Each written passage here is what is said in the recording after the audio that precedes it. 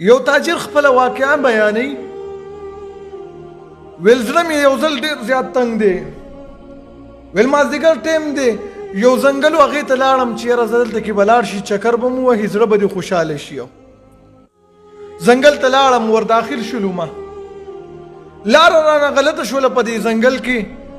ویل ماسخوتن شولو توره تیاره را باندې راخوره شوله، په یو طرف باندې ځم په بل طرف باندې لاره مې نه پیدا کېږي، ځان له یمه. ویل په دغې ځنګل کې ما یو جومات او مسجد پیدا کړو، ما ویل واشي دغې جومات له ورشه دلته شپه تېره کړه، د ځناورو خو به کم از کم محفوظ شي، سهار وختي به د دې ځینه وځي.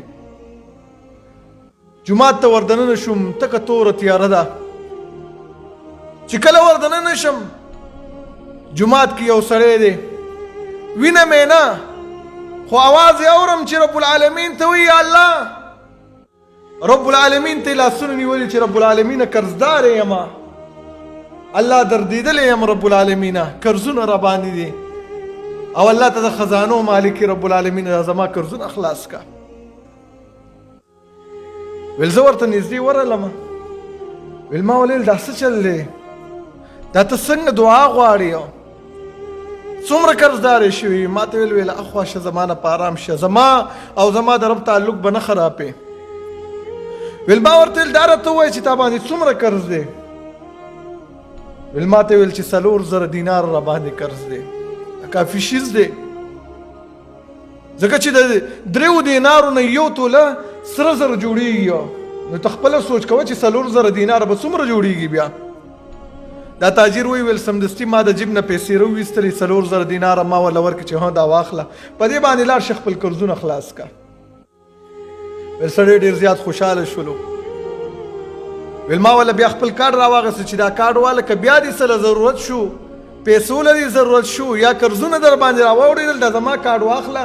دې کې زما اجرې زما د کاروبار چې کوم دی د هغې ټوله پته شته دی، هلته کې بیا راځه ما ته. ویل ما ته ویل کارډ لرې که ما زه یې پېژندلی دی، که کله مې څه ته ضرورت شو زه به د الله دغې دربار ته راځم، ما د الله پته صحیح کړې ده. ولې الله رب العالمین هغه ذات دی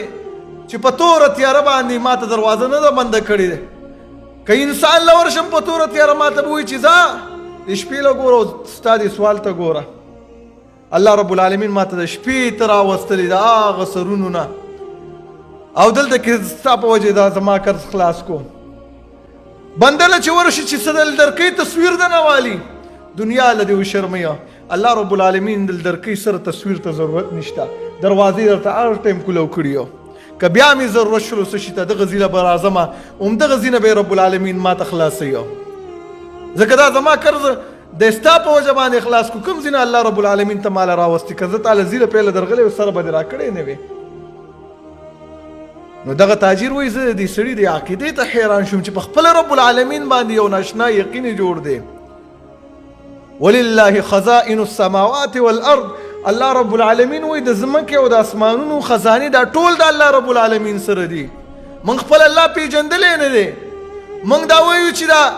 بندګانو سره څه دي بس دغه خزانې دي، نه، که بندګانو سره ته څه ویني، د مخلوقاتو سره ته څه ویني، چېرې مالداره دي پیسې دي ورسره، دا ټول د الله رب العالمین دي، دا په دې کې د الله رب العالمین اختیار دی، د ده پکې هېڅ اختیار نشته دی، دا ظاهرا یو څوکیدار دی چې په دې باندې مقرر دی. الله رب العالمین د یوې پیسې حساب به د دې انسان سره کوي، که دی چاله ورکوي الله رب العالمین ولې دا زړه کې ور واچي چې هم فلاني لی ورکه.